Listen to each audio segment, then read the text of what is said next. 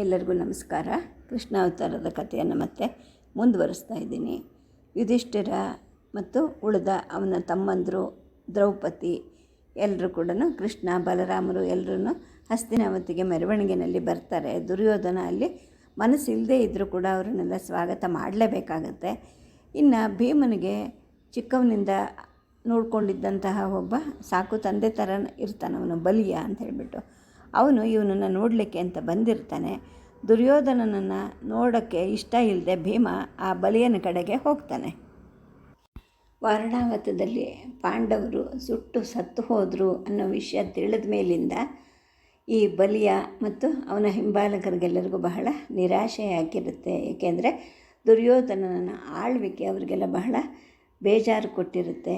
ಅವರುಗಳು ಏನು ಮಾಡೋಕ್ಕೂ ತೋಚಿರಲ್ಲ, ತಮ್ಮ ದಣಿಗಳು ಹೋಗ್ಬಿಟ್ರಲ್ಲ ಅನ್ನೋ ಒಂದು ಚಿಂತೆಯಲ್ಲಿ ಅವರೆಲ್ಲ ಇರ್ತಾರೆ. ಆ ಸಮಯಕ್ಕೆ ಇವರೆಲ್ಲ ಬದುಕಿ ಬಂದರು, ಜೊತೆಗೆ ದ್ರೌಪದಿಯನ್ನು ಗೆದ್ದು ಬಂದರು ಅನ್ನೋ ವಿಷಯ ಕೇಳಿ ಅವ್ರಿಗೆ ಸಹಜವಾಗಿ ಸಂತೋಷ ಆಗಿರುತ್ತೆ. ಈ ಭೀಮ ಏನು ಮಾಡ್ತಾನೆ, ಬಲಿಯನ ಅಖಾಡಕ್ಕೆ ಬರ್ತಾನೆ. ಅಲ್ಲಿ ಅಂದರೆ ಹಿಂದಿಂದೆಲ್ಲ ಅವನು ನೆನಪು ಮಾಡ್ಕೊಳ್ತಾನೆ. ಹಗಲು ಹೊತ್ತಿನಲ್ಲಿ ಅಲ್ಲಿ ಮಲ್ಲರು ಮತ್ತು ಅವರ ಹೆಣ್ಮಕ್ಳು ಅಂದರೆ ಹೆಂಗಸರು ಇವರು ತಮ್ಮ ತಮ್ಮ ದಣಿಗಳ ಮನೆಗಳಲ್ಲಿ ಕೆಲಸ ಮಾಡ್ಕೊಂಡಿರ್ತಿರ್ತಾರೆ. ಆದರೆ ರಾತ್ರಿ ಆಗ್ತಿದ್ದಂಗೆ ಎಲ್ಲರೂ ಆ ಗುಡಿಸಲುಗಳ ಮಧ್ಯೆ ಇದ್ದ ಒಂದು ಅಖಾಡದ ಹತ್ರ ಸೇರ್ತಾ ಇರ್ತಾರೆ. ಅಲ್ಲಿ ಸ್ವಲ್ಪ ಹೊತ್ತಾದರೂ ಎಲ್ಲರೂ ಕುಸ್ತಿ ಅಥವಾ ಮಲ್ಲ ಯುದ್ಧಗಳನ್ನು ಮಾಡ್ತಾ ಇರ್ತಾರೆ. ಮನೆಯಲ್ಲಿ ಇದ್ದಂತಹ ವಯಸ್ಸಾದವರು ವೃದ್ಧರು ಮನೆ ಮಕ್ಕಳನ್ನು ನೋಡಿಕೊಂಡು ಹಗಲನ್ನು ಕಾಲ ಕಳೀತಿರ್ತಾರೆ. ನೂಲನ್ನು ನೂತುಬಿಟ್ಟು ಬಟ್ಟೆಯನ್ನು ನೇಯ್ದು ಮನೆಯನ್ನು ಕೂಡ ನೋಡ್ಕೊಳ್ತಾ ಇರ್ತಾರೆ. ಭೀಮ ಯಾವಾಗ ಇಲ್ಲಿ ಒಳಗಡೆಗೆ ಬರ್ತಾನೆ ನೋಡ್ತಾನೆ, ಎಲ್ಲ ಸುತ್ತಮುತ್ತ ಎಲ್ಲ ಹಿಂದಿನ ಹಾಗೇ ಇರುತ್ತೆ, ಏನು ಬದಲಾಗಿರೋದಿಲ್ಲ. ಮಕ್ಕಳು ಕೊಳಕು ಜಾಗದಲ್ಲಿ ಆಡಾಡ್ತಿರ್ತಾರೆ, ದನಗಳು ಎಲ್ಲಂದರಲ್ಲೇ ಅಲೆದಾಡ್ತಿರುತ್ತವೆ, ಮುದುಕಿಯರು ಕೂಡ ರಾಟೆಗಳನ್ನು ತಿರುಗಿಸ್ತಾ ಇರ್ತಾರೆ. ಮೆರವಣಿಗೆಯಲ್ಲಿ ಸೇರದೇ ಇದ್ದಂತಹ ಎಷ್ಟೊಂದು ಜನ ಗಂಡಸರು ಹೆಂಗಸರು ಮತ್ತು ಮಕ್ಕಳುಗಳು ಎಲ್ಲರೂ ನೋಡ್ತಾರೆ. ಈ ಮುದುಕ ಬಲಿಯನನ್ನು ಭೀಮ ಗಾಡಿನಲ್ಲಿ ಕೂಡಿಸಿ ನೂಕ್ಕೊಂಡು ಬರ್ತಾ ಇರೋದು ನೋಡಿ ಅವ್ರಿಗೂ ಎಲ್ಲರಿಗೂ ಸಂತೋಷ ಆಗುತ್ತೆ, ಉತ್ಸಾಹ ಆಗುತ್ತೆ. ಎಲ್ಲರೂ ಅವ್ರನ್ನ ಕೇಕೆ ಹಾಕಿ ಕೂಕ್ಕೊಂಡು ಅವ್ರನ್ನ ಸ್ವಾಗತ ಮಾಡ್ತಾರೆ. ಭೀಮ ಹೆಂಗಸರಿಗೆ ವಂದಿಸ್ತಾನೆ, ಮಕ್ಕಳನ್ನು ನೋಡಿ ಗರ್ಜನೆ ಮಾಡ್ತಾನೆ. ಗೊತ್ತಿಲ್ಲದೆ ಇದ್ದವ್ರನ್ನ ಮುಗುಳ್ನಗೆ ಬೀರಿ ಅವರ ಪರಿಚಯ ಮಾಡ್ಕೊಳ್ಳೋಕ್ಕೆ ಪ್ರಯತ್ನ ಮಾಡ್ತಾನೆ. ಗೊತ್ತಿದ್ದವರನ್ನು ಹೆಸರು ಹಿಡಿದು ಕರೆದು ಮಾತಾಡಿಸ್ತಾನೆ. ಇವನ ಗರ್ಜನೆ ಕೇಳಿ ಕೂಡ ಇವನ ಹತ್ರ ಕುತೂಹಲದಿಂದ ಬಂದು ನೋಡಿದಂತಹ ಮಕ್ಕಳಿಗೆ ಅವರ ಧೈರ್ಯವನ್ನು ನೋಡಿ ಅವರ ತಲೆಯನ್ನು ಸವರ್ತಾ ಇರ್ತಾನೆ. ಜೊತೆಗೆ ಇವನಿಗೆ ರಾಜಕುಮಾರನ ಹಾಗೆ ಇರೋದು ಯಾವತ್ತೂ ಇಷ್ಟ ಆಗ್ತಿರೋದಿಲ್ಲ. ಇವನು ತಲೆ ಮೇಲೊಂದು ಕಿರೀಟ ಇಟ್ಕೊಂಡಿರ್ತಾನೆ, ಕಂಠದಲ್ಲಿ ಕಂಠಾಭರಣವನ್ನು ಹಾಕ್ಕೊಂಡಿರ್ತಾನೆ, ಮೈ ಮೇಲೆ ಪೀತಾಂಬರವು ಕೂಡ ಇರುತ್ತೆ. ಇಷ್ಟೆಲ್ಲ ಇದ್ದರೂ ಕೂಡ ಅವನು ಬಡವರು ಅಂತ ಅವ್ರ ಬಗ್ಗೆ ಭೇದ ಭಾವ ಮಾಡದೆ ಅವರಲ್ಲೇ ಒಬ್ಬನೇನೋ ಅನ್ನೋ ಹಾಗೆ ಎಲ್ಲರ ಜೊತೆಗೂ ಬೆರೆತು ಮಾತಾಡ್ಕೊಂಡು ಬರ್ತಾ ಇರ್ತಾನೆ. ಅವನ ಈ ರೀತಿ ಅಲ್ಲಿದ್ದವ್ರಿಗೆಲ್ಲ ಬಹಳ ಇಷ್ಟ ಆಗುತ್ತೆ. ಇವನು ನಮ್ಮವನು ಅನ್ನೋ ಭಾವನೆ ಅವರಲ್ಲಿ ಬೆಳೆಯುತ್ತೆ. ಆನಂತರ ಹೆಂಗಸರು ಮತ್ತು ಮಕ್ಕಳ ಕಡೆ ತಿರುಗುತ್ತಾನೆ. ಈ ಮುದುಕ ನಿಮಗೆಲ್ಲ ತುಂಬ ಕಾಟ ಕೊಡ್ತಾನೆ ಅಲ್ವಾ, ಚಿಂತೆ ಮಾಡಬೇಡಿ, ನಾನೀಗ ಅವನನ್ನು ದಂಡಿಸ್ತೀನಿ ಅಂಥೇಳಿ ನಗ್ತಾ ಮಾತಾಡ್ತಾನೆ. ಅಲ್ಲಿದ್ದ ಹೆಂಗಸರಿಗೆಲ್ಲ ನಗು ಬರುತ್ತೆ. ಹಾಗೆ ಹರಿಯದವರು ಕೂಡ ಮುಖದ ಮೇಲೆ ಸೆರಗನ್ನು ಹಾಕ್ಕೊಂಡು ಮುಸಿ ನಗ್ತಾ ಇರ್ತಾರೆ. ಮಕ್ಕಳಿಗೆ ಇನ್ನೂ ಆಶ್ಚರ್ಯ, ಯಾಕೆಂದರೆ ಅವ್ರಿಗೇನಂದರೆ ಈ ಬಲಿಯನನ್ನು ಕಂಡ್ರೆ ಎಲ್ಲರೂ ಹೆದರ್ಕೊಳ್ತಾ ಇರ್ತಾರೆ, ಅಷ್ಟು ಅವನು ಜೋರಾಗಿರ್ತಾನೆ. ಅಂಥವನನ್ನು ಈಗ ಈ ಭೀಮ ಹಿಡ್ಕೊಂಡು ಬಂದಿದ್ದಾನೆ. ಈ ಬಲಿಯನನ್ನು ಗಂಗೆಯಲ್ಲಿ ಮುಳುಗಿಸ್ಬಿಡ್ತೀನಿ, ಇಲ್ಲಾಂದರೆ ಅವನು ಸಾಯೋದೇ ಇಲ್ಲ, ನೀವು ಈಗ ಇಲ್ಲಿಂದ ಓಡ್ ಹೋಗಬೇಕು, ಇಲ್ಲಾಂದರೆ ನಿಮ್ಮನ್ನು ಮುಳುಗಿಸ್ಬಿಡ್ತೀನಿ ಅಂತ ಭಯಂಕರವಾಗಿ ಕೂಗ್ತಾನೆ. ಅಲ್ಲಿದ್ದ ಮಕ್ಕಳಿಗೆ ಹಿರಿಯರಿಗೆ ಎಲ್ಲರಿಗೂ ಒಂದು ರೀತಿಯಾದ ತಮಾಷೆ ಅನಿಸುತ್ತೆ. ಇಷ್ಟೊಂದು ಭೀಕರ ಆಗಿರೋ ಈ ಬಲಿಯನನ್ನು ನೀರಲ್ಲಿ ಮುಳುಗಿಸ್ತೀನಿ ಅಂತ ಹೇಳಿದ್ನಲ್ಲ ಅಂತ ಅವರೆಲ್ಲ ಕೈ ಚಪ್ಪಾಳೆಯನ್ನು ತಟ್ಟಿ ಕುಣಿಲಿಕ್ಕೆ ಪ್ರಾರಂಭ ಮಾಡ್ತಾರೆ. ಕೈಗಾಡಿ ಬಲಿಯನ ಮನೆ ಹತ್ತಿರಕ್ಕೆ ಬರುತ್ತೆ. ಬಲಿಯನನ್ನು ಎತ್ತಿ ಮನೆ ಒಳಗೆ ಕರ್ಕೊಂಡು ಹೋಗಿ ಅವನ ಹಾಸಿಗೆ ಮೇಲೆ ಇವನು ಮಲಗಿಸ್ತಾನೆ. ಆಮೇಲೆ ತನ್ನ ಸೊಂಟದ ಪಟ್ಟಿಯನ್ನು ಬಿಚ್ಚಿ ಕತ್ತಿಯನ್ನು ನೆಲದ ಮೇಲೆ ಇಟ್ಟು ಕಿರೀಟವನ್ನು ತೆಗೆದು ನೆಲದ ಮೇಲೆ ಕೂತ್ಕೊಳ್ತಾನೆ. ಆ ಬಲಿಯನ ಹಿರಿಯ ಸೊಸೆ ಒಬ್ಬಳಿರ್ತಾಳೆ ಮನೆಯಲ್ಲಿ, ಮಾಲಾ ಅಂತ. ಆಕೆ ಇವನಿಗೆ ಕೂಡಲಿಕ್ಕೆ ಅಂತ ಒಂದು ಚಿಕ್ಕದಾದ ಒಂದು ಮಣೆಯನ್ನು ಕೊಡ್ತಾಳೆ. ಆದರೆ ಇವನು ಅದನ್ನು ಬೇಡ ಅಂಥೇಳಿ ತಿರಸ್ಕಾರ ಮಾಡ್ತಾನೆ. ಈಗ ಗೋಪು ಮತ್ತು ಬಲಿಯ ಇವರಿಬ್ಬರಿಗೂ ಯಥಾ ಪ್ರಕಾರ ಹುರುಪು ಬರುತ್ತೆ. ಆವಾಗ ಬಲಿಯನ ಮಗ ಗೋಪುಗೆ ಭೀಮ ಹೇಳ್ತಾನೆ, ನೋಡು ಹೋಗ್ಬಿಟ್ಟು ಹಿರಿಯಣ್ಣನಿಗೆ ಹೇಳು, ನಾನು ಅರಮನೆಗೆ ಬರೋದು ಸ್ವಲ್ಪ ತಡ ಆಗತ್ತೆ ಅಂತ ಹೇಳು ಅಂತ ಹೇಳಿಬಿಟ್ಟು. ಆನಂತರ ಗೋಪು ಹೋದ್ಮೇಲೆ ಮುದುಕನ ಕಡೆ ತಿರುಗ್ತಾನೆ. ಬಲಿಯ, ನೀನು ಬದುಕಿರ್ತೀಯ, ನಿನ್ನನ್ನು ನಾನು ನೋಡ್ತೀನಿ ಅಂತ ನಾನು ಅಂದ್ಕೊಂಡೇ ಇರಲಿಲ್ಲ ಅಂತ ಹೇಳಿಬಿಟ್ಟು ತುಂಬ ಪ್ರೀತಿಯಿಂದ ಆ ಮುದಿ ಸೇವಕನ ಬೆನ್ನನ್ನು ಪ್ರೀತಿಯಿಂದ ತಟ್ತಾನೆ. ಆ ಹುರುಪಿನಿಂದ ಬಲಿಯ ಹಲ್ಲು ಕಿರಿತಾನೆ. ಅವನಿಗೆ ಬಹಳ ಸಂತೋಷ ಆಗುತ್ತೆ. ಪುಟ್ಟದಣಿ, ನೀವೆಲ್ಲರೂ ಜೀವ ಸಹಿತ ಸುಟ್ಟು ಹೋದ್ರಿ ಅಂತ ಗೋಪು ಸುದ್ದಿ ತಂದಾಗ ನನಗೆ ನಂಬಿಕೆನೇ ಆಗಲಿಲ್ಲ.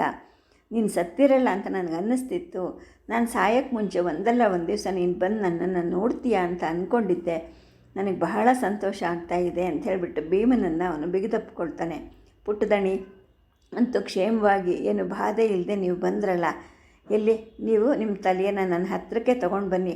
ನೀವು ಮಗು ಆಗಿದ್ದಾಗ ನಿಮ್ಮ ತಲೆಯನ್ನು ನಾನು ಮುದ್ದಾಡ್ತಿದ್ನಲ್ಲ, ಹಾಗೆ ಮಾಡಬೇಕು ಅಂತ ಹೇಳ್ತಾನೆ. ಅದೇ ಥರ ಭೀಮ ತನ್ನ ತಲೆಯನ್ನು ಆ ಮುದುಕನ ಎದೆ ಮೇಲೆ ಇಡ್ತಾನೆ. ಆ ಮುದುಕ ಇವನ ತಲೆಯನ್ನು ನೇವರಿಸಿ ಅದನ್ನು ಮೂಸ್ತಾನೆ. ಅಂದರೆ ಪುಟ್ಟವನಿದ್ದಾಗ ಮಾಡ್ತಿದ್ನಲ್ಲ ಆ ಥರ ಮಾಡ್ತಾನೆ.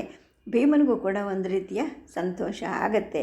ಆ ಮುದುಕನಿಗೆ ಮತ್ತೆ ಹಳೆ ನೆನಪುಗಳು ಉಕ್ಕಿ ಬರುತ್ತೆ. ಎಂಥ ತುಂಟ ಹುಡುಗ ಆಗಿದ್ರಿ ನೀವು.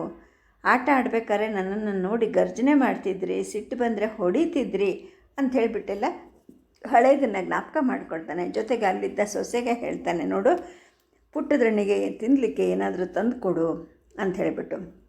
ಆಗ ಆ ಮಾಲ ಅನ್ನೋ ಅವನ ಹಿರಿ ಸೊಸೆ, ಅವಳು ಕೂಡ ದಪ್ಪವಾಗಿರ್ತಾಳೆ, ದೊಡ್ಡದಾಗಿರುತ್ತೆ. ಅವಳು ಹೊಟ್ಟೆ ಎಲ್ಲ ಕಂಬಗಳ ಹಾಗೆ ಕಾಲುಗಳಿರುತ್ತೆ. ಭೀಮ ಕೂಗ್ತಾನೆ, ಬೇಗ ಬೇಗ ಮಾಲ, ಬೇಗ ಏನಾದರೂ ತಂದುಕೊಡು ಅಂತ ಅಂತಾನೆ. ಆಗ ದೈನ್ಯದಿಂದ ಬಲಿಯ ಹೇಳ್ತಾನೆ, ಮನೆಯಲ್ಲಿ ತಿನ್ನೋಕ್ಕೆ ಏನೂ ಇಲ್ಲ, ಏಕೆಂದರೆ ನಿಮ್ಮ ಸ್ವಾಗತಕ್ಕೋಸ್ಕರ ತಾತ ಮತ್ತು ದೊರೆ ಸಂತರ್ಪಣೆ ಮಾಡಿಸ್ತಿದ್ದಾರೆ. ನಾವೆಲ್ಲ ಅಲ್ಲಿಗೆ ಊಟಕ್ಕೆ ಹೋಗೋಣ ಅಂತ ಹೇಳ್ಬಿಟ್ಟು ನಾವು ಏನೂ ಮಾಡಿಲ್ಲ ಅಂತ ಬಹಳ ಸಂಕೋಚದಿಂದ ಹೇಳ್ತಾನೆ. ಜೊತೆಗೆ ಪುಟ್ಟದಣ್ಣಿ, ನಿಮಗೆ ಹಿಂದೆ ಇದ್ದ ಹಾಗೇ ಈಗಲೂ ಹಸಿವಿದೆಯಾ ಅಂತ ಕೇಳ್ತಾನೆ. ಆಗ ಭೀಮ ಹೇಳ್ತಾನೆ, ಬಲಿಯ ಈಗಿನ್ನೂ ಹೆಚ್ಚಿಗೆ ಆಗಿದೆ. ಅದು ಯಾಕೆ ಗೊತ್ತಾ, ನಾನು ರಾಕ್ಷಸರ ರಾಜ ಆಗಿದ್ದು ನಿನಗೆ ಗೊತ್ತಿಲ್ಲ ಅಲ್ವಾ, ಕೇಳಿಸ್ಕೊ, ಹೇಳ್ತೀನಿ ಆ ಕತೆ ಅಂದ್ಬಿಟ್ಟು ಹೇಳೋಕ್ಕೆ ಶುರು ಮಾಡ್ತಾನೆ. ರಾಕ್ಷಸರಲ್ಲಿ ಒಬ್ಬ ತಿಂಡಿ ಪೋತ ಇದ್ದ. ನನಗೂ ಅವನಿಗೂ ಪಂದ್ಯ ಏರ್ಪಾಟಾಯಿತು. ಅಂದರೆ ಅವನು ಬಹಳ ಹಸುವಿನಂಥವನು. ನನಗೂ ಅವನಿಗೂ ಸ್ಪರ್ಧೆ ಶುರು ಆಯಿತು. ನಾನು ಅವನನ್ನು ಆಳೋದಕ್ಕೆ ಯೋಗ್ಯ ಇದ್ದೀನೋ ಇಲ್ವೋ ಅಂತಂದರೆ ಅವನಿಗಿಂತ ನಾನು ಹೆಚ್ಚು ತಿನ್ನಬೇಕು ಅಂತ. ಇಬ್ಬರು ತಿನ್ನಕ್ಕೆ ಕೂತ್ವಿ. ನಾನು ಆರಾಮಾಗಿ ತಿಂತಾ ಇದ್ದೆ. ಆದರೆ ಅವನಿಗೆ ಕೈಲಾಗಲೇ ಇಲ್ಲ. ತಿಂತ ಮೂರ್ಛೆ ಹೋಗ್ಬಿಟ್ಟ. ಆದರೆ ನಾನು ಮಾತ್ರ ಮೊದಲಿನ ಹಾಗೆ ತಿಂತಾನೇ ಇದ್ದೆ. ಜೊತೆಗೆ ಏನಾಯಿತು ಗೊತ್ತಾ, ಆ ರಾಕ್ಷಸ ತಿನ್ನಕ್ಕಾಗದೆ ನೆಲದ ಮೇಲೆ ಬಿದ್ದು ಉರುಳಾಡ್ದ. ತಿಂದದ್ದನ್ನು ವಾಂತಿ ಮಾಡ್ಕೊಳಕ್ಕೆ ಹೋಗ್ಬಿಟ್ಟು ಆ ರಭಸದಲ್ಲಿ ಅವನು ಸತ್ತೇ ಹೋದ. ಆದರೆ ನನಗೆ ಇನ್ನೂ ಅಷ್ಟು ಶಕ್ತಿ ಇತ್ತು. ಹಾಗಾಗಿ ನನ್ನನ್ನು ರಾಜನನ್ನಾಗಿ ಮಾಡಿದ್ರು ಅಂತ ಹೇಳಿಬಿಟ್ಟು ನಗ್ತಾ ಹೇಳ್ತಾನೆ. ಆಗ ಬಲಿಯ ಹೇಳ್ತಾನೆ, ಏನೇ ಆಗಲಿ ನನ್ನ ಹೆಂಡತಿ ಅಂದರೆ ನಿನ್ನ ಸಾಕತಾಯಿ ಕೊಟ್ಟಂಥ ಒಳ್ಳೆ ತಿನಿಸನ್ನು ನಿನಗೆ ಯಾರೂ ಕೊಟ್ಟಿರೋಕ್ಕಿಲ್ಲ ಅಲ್ವಾ ಅಂತ ಕೇಳ್ತಾನೆ. ಎಲ್ಲಿದ್ದಾಳೆ ಅವಳು, ಇಲ್ಲೆಲ್ಲೂ ಕಾಣ್ತಾ ಇಲ್ವಲ್ಲ ಅಂತೇಳ್ಬಿಟ್ಟು ಭೀಮ ಬಲಿಯನ ಹೆಂಡತಿ ಎಲ್ಲಿದ್ದಾಳೆ ಅಂತ ಸುತ್ತ ಕಣ್ಣು ಹಾಯಿಸ್ತಾನೆ. ಆಗ ಬಲಿಯನ ಮುಖದಲ್ಲಿ ಒಂದು ದುಃಖದ ಮೋಡ ಕವಿದು ಹೋಗುತ್ತೆ. ಇಲ್ಲ, ತೀರ್ ಹೋದ್ಲವಳು. ನಿಮ್ಮನ್ನು ಇನ್ನೊಂದು ಸಲ ನೋಡೋ ಭಾಗ್ಯ ಅವಳಿಗೆ ಸಿಕ್ಕಲೇ ಇಲ್ಲ. ಎಷ್ಟು ಬಯಸ್ತಿದ್ಲು ಗೊತ್ತಾ, ನಿನ್ನನ್ನು ನೋಡಬೇಕು, ನಮ್ಮ ಚಿಕ್ಕದಣಿ ಹೇಗಿದ್ದಾರೋ ನೋಡಬೇಕು ಅಂತ ತುಂಬ ಕಾಯ್ತಾ ಇದ್ಲು. ಆದರೆ ಅವಳಿಗೆ ಆ ಅದೃಷ್ಟ ಇಲ್ಲ, ಸತ್ತು ಹೋದ್ಲು ಅಂಥೇಳಿ ಹೇಳ್ತಾನೆ. ಆಗ ಭೀಮ ಹೇಳ್ತಾನೆ, ಇಲ್ಲ ನೀನೇ ಹಗಲು ರಾತ್ರಿ ಅವಳನ್ನು ಬೈದಿರ್ತೀಯ, ಬೈಸ್ಕೊಂಡು ಅವಳು ಸತ್ತು ಹೋಗಿರ್ತಾಳೆ ಅಂಥೇಳಿ ಹೇಳ್ತಾನೆ. ಇಲ್ಲ ಸಿಕ್ಕಾಪಟ್ಟೆ ತಿಂತಾ ಇದ್ಲವಳು, ಹಾಗಾಗಿ ಅವಳು ಸತ್ಲು ಅಂತ ಹೇಳಿಬಿಟ್ಟು ಬಲಿಯ ಭೀಮನ ಎದೆ ಮೇಲೆ ಮತ್ತು ಅವನ ಹೊಟ್ಟೆ ಮೇಲೆ ಮೆಲ್ಲಗೆ ಕೈ ಆಡಿಸ್ತಾನೆ. ಬಲಿಯ, ಇಲ್ಲಿ ಏನೇನು ನಡೆದಿದೆ ಹೇಳ್ತೀಯ ನನಗೆ ಅಂಥೇಳಿ ಕೇಳ್ತಾನೆ. ಆಗ ಬಲಿಯ ಹೇಳ್ತಾನೆ, ನಿಮಗೆ ದುಃಖ ಕೊಡೋ ಸಂಗತಿ ಬಹಳ ಹೇಳಬೇಕು ನಾನು. ಮೊದಲು ನೀವು ಊಟ ಮಾಡಿ ಅಂತ ಹೇಳಿಬಿಟ್ಟು ಸೊಸೆಯನ್ನು ಕರೀತಾನೆ. ಮತ್ತೆ ನೋಡು, ನಮ್ಮ ಪುಟ್ಟದಣ್ಣಿಗೆ ತುಂಬ ಹಸಿವಾಗಿದೆ, ಏನಾದರೂ ತಂದು ಕೊಡು ಅಂತ ಹೇಳ್ತಾನೆ. ಅವಳು ಒಂದು ಸ್ವಲ್ಪ ರೊಟ್ಟಿ, ಒಂಚೂರು ಮೊಸರು ಎಲ್ಲವನ್ನು ತಂದು ಕೊಡ್ತಾಳೆ. ಕೊಟ್ಟ ಮೇಲೆ ಊಟ ಮೊದಲು ಮಾಡಿಬಿಡಿ, ಏಕೆಂದರೆ ಊಟ ಮಾಡಬೇಕಾದ್ರೆ ಕೆಟ್ಟ ಸುದ್ದಿ ಹೇಳಬಾರ್ದು ಅಂತ ಹೇಳ್ತಾರೆ. ನೀನು ಊಟ ಮಾಡು ಫಸ್ಟು, ಅಯ್ಯೋ ಸಾರಿ ಮೊದಲಿಗೆ ಅಂತೇಳಿ ಹೇಳ್ತಾನೆ ಬಲಿಯ. ಆಗ ಭೀಮ ಹೇಳ್ತಾನೆ, ನನ್ನ ಹಸಿವಿಗೆ ಏನೂ ತೊಂದರೆ ಇಲ್ಲ, ಭಾಳ ಚೆನ್ನಾಗಿದೆ. ಒಳ್ಳೆ ಸುದ್ದಿ ಆಗಲಿ ಕೆಟ್ಟ ಸುದ್ದಿ ಆಗಲಿ ಏನಾದರೂ ನಾನು ಅರಗಿಸ್ಕೊಳ್ತೀನಿ ಅಂತ ಹೇಳ್ಬಿಟ್ಟು ಬೇಗ ಮಾಲ ಅಂತ ಹೇಳ್ಬಿಟ್ಟು ಮತ್ತೆ ಗಡಿಬಿಡಿ ಮಾಡ್ತಾನೆ. ಅವಳು ಮತ್ತಷ್ಟು ದಪ್ಪವಾದ ರೊಟ್ಟಿಗಳು, ಆಮೇಲೆ ಒಂದು ಗಡಿಗೆ ಅಷ್ಟು ಮಜ್ಜಿಗೆ, ಉಪ್ಪು, ಒಂದು ಉಂಡೆ ಬೆಲ್ಲ ಎಲ್ಲವನ್ನು ತಂದು ಮತ್ತೆ ಅವನು ಮುಂದೆ ಇಡ್ತಾಳೆ. ಆಮೇಲೆ ಹೇಳ್ತಾಳೆ, ದಣಿ ಇಷ್ಟೇ ನಮ್ಮ ಮನೆಯಲ್ಲಿರೋದು ಅಂತ ಹೇಳ್ತಾಳೆ. ಆಮೇಲೆ ಈ ಮನೆಯಲ್ಲಿ ಇದ್ದ ಉಳಿದ ಸದಸ್ಯರನ್ನೆಲ್ಲ ಬಲಿಯ ಹೊರಗಡೆಗೆ ಕಳಿಸ್ತಾನೆ. 3 ಜನ ಮರಿ ಮಕ್ಕಳು ಮಾತ್ರ ಭೀಮನನ್ನೇ ನೋಡ್ತಾ ಇರ್ತಾರೆ. ತಮ್ಮ ಮನೆಯಲ್ಲಿ ಒಬ್ಬ ರಾಜ್ಕುಮಾರ ಬಂದು ಊಟ ಮಾಡ್ತಾ ಇದ್ದಾನಲ್ಲ ಅಂದ್ಬಿಟ್ಟು ಆ ಮಕ್ಕಳಿಗೆಲ್ಲ ಒಂದು ರೀತಿಯ ದಿಗ್ಭ್ರಮೆ. ಆಗ ಈ ಭೀಮ ಏನು ಮಾಡ್ತಾನೆ, ನಾನೇನು ನಿಮ್ಮನ್ನು ತಿನ್ನಲ್ಲ, ಬನ್ನಿರಿ ನನ್ನ ಜೊತೆಗೆ ಅಂತ ಕರೆದು ಆ ಮಕ್ಕಳಿಗೂ ಕೂಡ ಸ್ವಲ್ಪ ಸ್ವಲ್ಪ ರೊಟ್ಟಿಯನ್ನು ಮುರಿದು ಬಾಯಿಗಿಡ್ತಾನೆ. ಅವಕ್ಕೆ ಒಂದು ರೀತಿಯ ಸಂತೋಷ ಆಗುತ್ತೆ. ಆಮೇಲೆ ಅವರನ್ನು ಆಯಿತು ನೀವು ಹೊರಡಿ ಇನ್ನು ಅಂತ ಹೇಳಿಬಿಟ್ಟು ಅವರಿಗೆಲ್ಲ ಕಚಗುಳಿ ಇಟ್ಟು ಮಕ್ಕಳನ್ನ ನಗಿಸಿ ಕಳಿಸ್ತಾನೆ. ಕಳಿಸಿದ್ಮೇಲೆ ಆ ಭೀಮ ಬಲಿಯನಿಗೆ ಹೇಳ್ತಾನೆ, ನಾನೀಗ ತಾತನಿಗೆ ಮತ್ತು ದೊಡ್ಡಪ್ಪನಿಗೆ ಜೊತೆಗೆ ಆ ಪರಮ ಪೂಜ್ಯ ಮಾತೆಗೆ ನಮಸ್ಕಾರ ಮಾಡಿ ಬರಬೇಕು. ಅದಕ್ಕೆ ಮುಂಚೆ ನಿನ್ನನ್ನು ನೋಡಬೇಕು ಅಂಥೇಳಿ ಬಂದೆ. ಇಲ್ಲಿ ಪರಿಸ್ಥಿತಿ ಹೇಗಿದೆ ಹೇಳು ಅಂಥೇಳಿ ಕೇಳ್ತಾನೆ. ಆಗ ಬಲಿಯ ಪ್ರಾರಂಭ ಮಾಡ್ತಾನೆ, ಏನಿಲ್ಲ, ಈ ಹಸ್ತಿನಾಪುರದ ಪರಿಸ್ಥಿತಿ ತುಂಬ ಕೆಟ್ಟದಾಗಿದೆ. ಏಕೆಂದರೆ ಹಿರಿಯ ಅಣ್ಣ ಈಗ ರಾಜ ಆಗೋದು ಸಿದ್ಧವಾಗಿದೆ. ಅವನ ಕೈ ಕೆಳಗೆ ನಾನು ಯುವರಾಜ ಆಗೋದಿಲ್ಲ. ನೀವು ಒಂದು ವೇಳೆ ನನ್ನನ್ನು ಯುವರಾಜನನ್ನಾಗಿ ಮಾಡಿದ್ರೆ ನಾನು ಪ್ರಾಣ ಕಳ್ಕೊಳ್ತೀನಿ, ಆತ್ಮಹತ್ಯೆ ಮಾಡ್ಕೊಳ್ತೀನಿ, ಅಥವಾ ನಿನಗೆ ಬೇರೆ ರಾಜ್ಯ ಮಾಡಿಕೊಡ್ತೀವಿ ಅಂತ ನೀವು ಹೇಳಿದರೂ ಕೂಡ ನಾನು ಬದುಕೋದಿಲ್ಲ, ಸತ್ತು ಹೋಗ್ತೀನಿ ಅಂದ್ಬಿಟ್ಟು ದುರ್ಯೋಧನ ಹೆದರಿಸ್ತಾ ಇದ್ದಾನೆ ಅಂತ ಹೇಳ್ತಾನೆ. ಇದನ್ನು ಕೇಳಿ ಭೀಮನಿಗೆ ಸಂತೋಷ ಆಗುತ್ತೆ. ಹಬ್ಬ ಅವನ ಪ್ರಾಣ ಬಿಡ್ತಾನ? ಯಾವತ್ತೂ ಇಲ್ಲ. ನೋಡು, ನನ್ನ ಮಾತು ಕೇಳು, ಒಂದು ವೇಳೆ ಅವನು ಹಾಗೆ ಮಾಡಿದ್ರೆ ನಂಗೆ ಬಹಳ ಸಂತೋಷ ಆಗುತ್ತೆ. ಏಕೆಂದರೆ ನಾನು ಅವನಿಗೆ ಸಾಲ ತೀರಿಸ್ಬೇಕು. ಯಾಕೆಂತಂದರೆ ನಾನು ಬದುಕಿದ್ದಾಗಲೇ ನನಗೆ ಅವನು ಅಪರ ಕರ್ಮಗಳನ್ನು ಮಾಡ್ದ. ವಾರಣಾವತದಲ್ಲಿ ನಾನು ಸತ್ತು ಹೋದೆ ಅಂದ ತಕ್ಷಣ ಅವನು ನನಗೆ ಅಪರಕರ್ಮ ಮಾಡ್ದ. ಇನ್ನು ಅವನು ಸತ್ತಾಗ ನಾನು ಮಾಡಲೇಬೇಕಲ್ವಾ ಅಂಥೇಳಿ ಭೀಮ ಗಹಗಹಿಸಿ ನಗುತ್ತಾನೆ. ಅದೆಲ್ಲ ಸರಿ, ತಾತ ಇದಕ್ಕೇನಂತಾರೆ ಅಂಥೇಳಿ ಕೇಳ್ತಾನೆ. ಆಗ ಬಲಿಯ ಹೇಳ್ತಾನೆ, ಏನೇ ಆಗಲಿ ನಿಮ್ಮನ್ನು ಅಂದರೆ ನಿಮ್ಮ ಅಣ್ಣನನ್ನು ರಾಜನನ್ನಾಗಿ ಮಾಡಬೇಕು ಅಂತ ತಾತ ನಿರ್ಧಾರ ಮಾಡಿಬಿಟ್ಟಿದ್ದಾರೆ.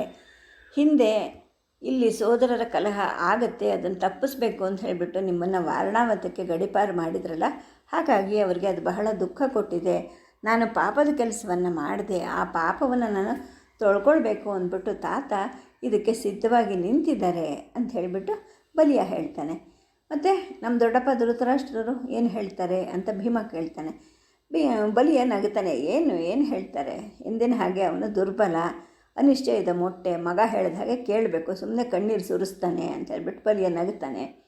ಆಗ ಭೀಮ ಮತ್ತೆ ಕೇಳ್ತಾನೆ, ಮತ್ತು ದುಶ್ಯಾಸನ, ಕರ್ಣ, ಅಶ್ವತ್ಥಾಮ ಅವರೇನಂತಾರೆ, ಏಕೆಂದರೆ ಸ್ವಾಗತ ಮಾಡುವಾಗ ಅವರಲ್ಲಿ ಯಾರೂ ಇರಲಿಲ್ವಲ್ಲ ಅಂಥೇಳಿ ಕೇಳ್ತಾನೆ. ಆಗ ಬಲಿಯ ಹೇಳ್ತಾನೆ, ಇನ್ನೇನಿಲ್ಲ, ಕರ್ಣ ಮತ್ತು ಅಶ್ವತ್ಥಾಮರು ಹಸ್ತಿನಾಪುರವನ್ನು ಬಿಟ್ಟು ಹೋಗ್ತೀವಿ ನಾವು. ಅಂದರೆ ಅಣ್ಣನನ್ನು ಪಟ್ಟಕ್ಕೆ ಕೂಡಿಸಿದ ತಕ್ಷಣ ನಾವು ಹೊರಟೋಗ್ತೀವಿ. ಅಣ್ಣ ದೊರೆ ಆದರೆ ತಾನು ಮತ್ತು ತನ್ನ ತಮ್ಮಂದರು ಕೂಡ ಹಸ್ತಿನಾಪುರವನ್ನು ಬಿಟ್ಟು ತಮ್ಮ ಸೋದರ ಮಾವ ಸುಬಲನ ಹತ್ರಕ್ಕೆ ಹೋಗ್ತೀವಿ ಅಂತೇಳ್ಬಿಟ್ಟು ದುಶ್ಯಾಸನ ತಾತ ನನಗೆ ಬೆದರಿಕೆ ಹಾಕಿದ್ದಾನೆ ಅಂತೇಳಿ ಬಲಿಯ ಹೇಳ್ತಾನೆ. ಆಗ ಭೀಮ ಮತ್ತೆ ನಗುತ್ತಾನೆ, ಬಹಳ ಒಳ್ಳೆಯದಾಯ್ತಪ್ಪ, ಹಸ್ತಿನಾಪುರವನ್ನು ಅವರು ಎಷ್ಟು ಬೇಗ ಬಿಟ್ಟು ಹೋದರೆ ಅಷ್ಟು ಒಳ್ಳೆಯದು. ನಾವು ಅವ್ರಿಗೆ ಸಹಾಯ ಮಾಡಬೇಕು. ಪಟ್ಟಾಭಿಷೇಕವನ್ನು ಹೇಗೆ ವಿರೋಧಿಸ್ತಾರೆ ಅವರು ಅಂತ ಕೇಳ್ತಾನೆ. ಆಗ ಬಲಿಯ ಹೇಳ್ತಾನೆ, ಪಟ್ಟಾಭಿಷೇಕವನ್ನು ವಿರೋಧಿಸೋಕ್ಕೆ ಸಾಧ್ಯನೇ ಇಲ್ಲ. ಏಕೆಂತಂದರೆ ತಾತ ಭೀಷ್ಮರು ಯಾರು ಈ ಪಟ್ಟಾಭಿಷೇಕಕ್ಕೆ ತೊಂದರೆ ತರ್ತಾರೋ ಅವ್ರಿಗೆ ಹಸ್ತಿನಾಪುರವನ್ನು ಗಡಿಪಾರು ಮಾಡಿ ಕಳಿಸ್ಬಿಡ್ತೀವಿ, ಹಸ್ತಿನಾಪುರದಿಂದ ಅಂತ ಅಪ್ಪಣೆ ಮಾಡಿದ್ದಾರೆ. ಜೊತೆಗೆ ಕುರುಕುಲದ ಯೋಧರು ಎಲ್ಲರೂ ಕೂಡ ಅಣ್ಣನ ಪಟ್ಟಾಭಿಷೇಕವನ್ನು ಸಮರ್ಥನೆ ಮಾಡಬೇಕು ಅಂದ್ಬಿಟ್ಟು ಅವರಿಂದ ಶಪಥವನ್ನು ಕೂಡ ಮಾಡಿಸ್ಕೊಂಡಿದ್ದಾರೆ ಅಂತ ಹೇಳ್ಬಿಟ್ಟು ಬಲಿಯ ಹಸ್ತಿನಾಪುರದ ವಿಷಯವನ್ನೆಲ್ಲ ಹೇಳ್ತಾನೆ. ಆಗ ಭೀಮ ಹೇಳ್ತಾನೆ, ಬಹಳ ಒಳ್ಳೆಯದಾಗಿದೆ ಅಂಥೇಳಿ. ಆಗ ಬಲಿಯ ಮತ್ತೆ ಹೇಳ್ತಾನೆ, ದಣಿ, ನೀವು ಅವರನ್ನೆಲ್ಲರನ್ನು ಮೀರಿಸ್ಬಿಟ್ಟಿದ್ದೀರಾ. ನಿಮ್ಮ ಜೊತೆಯಲ್ಲಿ ಎಷ್ಟೊಂದು ಜನ ಅಜೇಯ ಯೋಧರ ಒಂದು ದಂಡನ್ನು ಕರ್ಕೊಂಬಂದಿದ್ದೀರಾ. ಜೊತೆಗೆ ವಾಸುದೇವ ಮತ್ತು ಬಲರಾಮ ಇವರು ಬಂದಿದ್ದಾರೆ. ಇನ್ನು ನಿಮಗೆ ತೊಂದರೆ ಕೊಡೋ ಅಷ್ಟು ಧೈರ್ಯ ಯಾರಿಗೂ ಇರೋದಿಲ್ಲ ಅಂತ ಹೇಳ್ತಾನೆ. ಭೀಮನಿಗೆ ಸಂತೋಷ ಆಗುತ್ತೆ. ನಾನೇ ಮಾಡಿದ್ದು ಅದೆಲ್ಲ, ಅತಿಥಿಗಳೆಲ್ಲರನ್ನೂ ಕರ್ಕೊಂಡು ಬರೋ ಹಾಗೆ ಮಾಡು ಅಂತ ಕೃಷ್ಣನಿಗೆ ನಾನು ಬಲವಂತ ಮಾಡಿದೆ. ಜೊತೆಗೆ ನಮ್ಮ ಮಾವ ದ್ರುಪದ ರಾಜ ಒಂದು ದೊಡ್ಡ ದಂಡನ್ನು ಕೊಡೋ ಹಾಗೆ ನಾನು ಮಾಡಿದೆ. ಇನ್ನು ಶತ್ರುಗಳು ತಮ್ಮ ಕೈ ಬೆರಳನ್ನು ಎತ್ತಿದ್ರೂ ಕೂಡ ನಾನು ಅವ್ರ ತಲೆಯನ್ನು ತರಿದು ಬಿಡ್ತೀನಿ ಅಂಥೇಳಿ ಹೇಳ್ತಾನೆ. ಜೊತೆಗೆ ಏನೋ ಒಂದು ತುಂಟತನದ ವಿಚಾರ ಅವನ ಮನಸ್ಸಿಗೆ ಹೊಳೆಯುತ್ತೆ. ಹೇಳ್ತಾನೆ ಬಲಿಯ, ಅವರ ಮನಸ್ಸು ಬದಲಾಯಿಸೋದ್ರೊಳಗಡೆ ಹಸ್ತಿನಾಪುರವನ್ನು ಅವರು ಬಿಟ್ಟು ಹೋಗೋ ಹಾಗೆ ಅವ್ರಿಗೆ ನೀನು ನೆರವಾಗ್ತೀಯಾ ಅಂತ ಹೇಳಿಬಿಟ್ಟು ನಿನ್ನ ಬಳಗದವರನ್ನು ನಾವು ನಂಬಬಹುದಾ ಅಂತಲೂ ಕೇಳ್ತಾನೆ. ಆಗ ಬಲಿಯ ಹೇಳ್ತಾನೆ, ಹೌದು, ಖಂಡಿತ ನಂಬಬಹುದು. ನಾನು ಅವ್ರಿಗೆಲ್ಲರಿಗೂ ಹೇಳಿದ್ದೀನಿ, ಅಗತ್ಯ ಬಿದ್ದರೆ ನಿಮಗೋಸ್ಕರ ತಮ್ಮ ಪ್ರಾಣಗಳನ್ನು ತೆರಲಿಕ್ಕೂ ಕೂಡ ನನ್ನ ಜನ ಸಿದ್ಧವಾಗಿ ನಿಂತಿದ್ದೀವಿ. ಏನು ಮಾಡಬೇಕು ಹೇಳು? ಏಕೆ ಅಂತಂದರೆ ದುರ್ಯೋಧನನ ಕೈ ಕೆಳಗಡೆ ಬದುಕೋದು ಸುಖ ಅಲ್ಲ. ಅವನ ಸೋದರ ಮಾವ ಶಕುನಿಯ ಗೂಢಾಚಾರರು ಎಲ್ಲ ಕಡೆನೂ ಇದ್ದಾರೆ. ಜೊತೆಗೆ ನೀವು ಯಾವಾಗ ಸತ್ತು ಹೋದ್ರಿ ಅಂತ ಸುದ್ದಿ ಬಂತೋ ಆಗಲೇ ನಮ್ಮವರಲ್ಲಿ ಎಷ್ಟೊಂದು ಜನ ನಾವು ನಮ್ಮ ತಾಯಿನಾಡಿಗೆ ಮರಳು ಬಿಡೋಣ, ಹೊರಟೋಗ್ಬಿಡೋಣ, ಇಲ್ಲಿರೋದು ಬೇಡ ಅಂತ ಎಲ್ಲ ಅಂದ್ಕೊಂಡಿದ್ರು. ಅಷ್ಟರಲ್ಲಿ ನೀವು ಅಣ್ಣ ತಮ್ಮಂದರು ಬದುಕಿ ಬಂದ್ರಿ ಅಂತ ಹೇಳಿಬಿಟ್ಟು ಬಲಿಯ ಹೇಳ್ತಾನೆ. ಆಗ ಭೀಮ ಹೇಳ್ತಾನೆ, ನಿನಗೂ ಮತ್ತು ನಿನ್ನ ಬಳಗದವ್ರಿಗೂ ಎತ್ತಿನ ಗಾಡಿಗಳು ಎಷ್ಟಿವೆ ಅಂಥೇಳಿ ಕೇಳ್ತಾನೆ. 200ಕ್ಕೂ ಜಾಸ್ತಿ ಇದೆ ಅಂತ ಹೇಳಿಬಿಟ್ಟು ಬಲಿಯ ಹೇಳ್ತಾನೆ. ಹಾಗಾದರೆ ನೀನೊಂದು ಕೆಲಸ ಮಾಡಬೇಕು, ನಿನ್ನ ಬಳಗದವರನ್ನು ಗಾಡಿಗಳ ಸಮೇತ ಬೆಳಗಿನ ಜಾವದಲ್ಲಿ ದುಶ್ಯಾಸನ ಹತ್ತಿರಕ್ಕೆ ಕಳಿಸ್ತೀಯಾ ಅಂತ. ಕಳಿಸ್ತೀನಿ, ಆದರೆ ಯಾಕೆ? ಅವ್ರೇನು ಮಾಡಬೇಕಲ್ಲ ಹೋಗಿ ಅಂತ ಬಲಿಯ ಕೇಳ್ತಾನೆ. ಆಗ ಭೀಮನ ಮುಖದಲ್ಲಿ ಒಂದು ತುಂಟತನ ಮಿನುಗುತ್ತೆ. ಅವನು ಹೇಳ್ತಾನೆ, ಅವರು ದುಶ್ಯಾಸನನ ಹತ್ರಕ್ಕೆ ಹೋಗಬೇಕು. ಪ್ರಭು, ನೀವು ಗಾಂಧಾರಕ್ಕೆ ಹೋಗ್ತೀರಂತಲ್ಲ, ನಿಮ್ಮ ಸಾಮಾನನ್ನು ಸಾಗಿಸೋಕ್ಕೆ ನಾವು ಗಾಡಿಗಳನ್ನು ತಂದಿದ್ದೀವಿ ಅಂತ ಹೇಳಬೇಕು ಅಂತೇಳಿ ಹೇಳ್ತಾನೆ. ಅಯ್ಯೋ, ಒಳ್ಳೆ ವಿನೋದ ಮಾಡ್ತಾ ಇದೀಯಾ ನೀನು ಅಂತ ಹೇಳಿಬಿಟ್ಟು ಬಲಿಯ ನಗುತ್ತಾನೆ. ಆದರೆ ನಿಮ್ಮನ್ನು ಯಾರು ಬರೋಕ್ಕೆ ಹೇಳಿದ್ರು ಅಂತ ದುಶ್ಯಾಸನ ಕೇಳಿದ್ರೆ ಏನು ಹೇಳಬೇಕು ಅಂಥೇಳಿ ಕೇಳ್ತಾನೆ.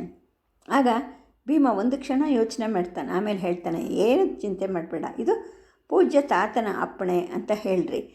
ಅಂದರೆ ಭೀಷ್ಮರೇನೆ ನಿಮಗೆ ಸಹಾಯ ಮಾಡೋಕ್ಕೆ ನಮಗೆ ಗಾಡಿಗಳನ್ನು ತೆಗೆದುಕೊಂಡು ಹೋಗಿ ಅಂತ ಹೇಳಿದ್ರು, ಹಾಗಾಗಿ ನಾವು ಬಂದಿದ್ದೀವಿ ಅಂತ ಹೇಳಿ ಅವನಿಗೆ ಅಜ್ಜನ ಹತ್ರ ಹೋಗ್ಬಿಟ್ಟು ನೀವು ಕಳಿಸಿದ್ರ ಅಂತ ಕೇಳೋಷ್ಟು ಧೈರ್ಯ ಖಂಡಿತವಾಗ್ಲೂ ಇರೋದಿಲ್ಲ ಅಂತ ಹೇಳಿಬಿಟ್ಟು ಗಹಗಹಿಸಿ ನಗುತ್ತಾನೆ. ಅವನ ನಗು ಸಾಂಕ್ರಾಮಿಕವಾಗಿ ಹರಡಿ ಆ ಗುಡಿಸಲು ತುಂಬ ಬಲಿಯ ಮತ್ತು ಭೀಮರ ನಗು ಪ್ರತಿಧ್ವನಿಸುತ್ತೆ. ಆಗ ಭೀಮ ಊಟ ಮಾಡಿದ್ದ ಬಾಳೆ ಎಲೆಯನ್ನು ತೆಗಿಲಿಕ್ಕೆ ಅಂದ್ಬಿಟ್ಟು ಆ ಬಲಿಯನ ಸೊಸೆ ಮಾಲ ಬರ್ತಾಳೆ. ಬಂದವಳು ಮಾವಂಗೆ ಹೇಳ್ತಾಳೆ, ಭಾನುಮತಿಯ ಸಾಕು ತಾಯಿ ರೇಖಾ ನಿಮ್ಮನ್ನು ನೋಡಬೇಕಂತೆ ಬಂದಿದ್ದಾಳೆ ಅಂತ. ಆಗ ಬಲಿಯನಿಗೆ ಆಶ್ಚರ್ಯ ಆಗುತ್ತೆ. ನನ್ನ ಹತ್ರ ಏನು ಕೆಲಸ ಅವಳಿಗೆ? ನಮ್ಮ ಪುಟ್ಟದಣ್ಣಿ ಹೋಗೋವರೆಗೂ ಅವಳಲ್ಲೇ ಇರಲಿ ಅಂತ ಹೇಳ್ಬಿಟ್ಟು ಹೇಳ್ತಾನೆ. ಆಗ ಮಾಲ ಮತ್ತೆ ಹೇಳ್ತಾಳೆ, ಇಲ್ಲ, ದಣಿಗಳು ಇಲ್ಲಿರಬೇಕಾದ್ರೇ ನಿಮ್ಮನ್ನು ನೋಡಬೇಕಂತೆ, ಅವ್ರಿಗೇನೋ ಒಂದು ತುರ್ತು ಸಂದೇಶ ತಲುಪಿಸ್ಬೇಕಂತೆ ಅಂತ ಹೇಳ್ಬಿಟ್ಟು ಮಾಲ ಹೇಳ್ತಾಳೆ. ಭೀಮನಿಗೂ ಆಶ್ಚರ್ಯ, ನನ್ನ ಹತ್ರ ಅವಳಿಗೇನು ಕೆಲಸ ಅಂತ ಅಂದ್ಕೊಳ್ತಾನೆ. ಅಂದರೆ ದುರ್ಯೋಧನನ ಹೆಂಡತಿ ಭಾನುಮತಿಗೆ ಸಾಕು ತಾಯಿ ರೇಖಾ.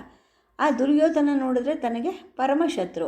ಅಂಥವನ ಹೆಂಡತಿಯ ಸಾಕು ತಾಯಿ ತನ್ನನ್ನು ನೋಡೋಕ್ಕೆ ಯಾಕೆ ಬರ್ತಾ ಇದ್ದಾಳೆ ಅಂತ ಒಂದು ರೀತಿಯ ಅಚ್ಚರಿ ಭೀಮನನ್ನು ಕಾಡುತ್ತೆ. ಸದ್ಯಕ್ಕೆ ಕಥೆಯನ್ನು ನಿಲ್ಲಿಸಿರ್ತೀನಿ. ನಮಸ್ಕಾರ.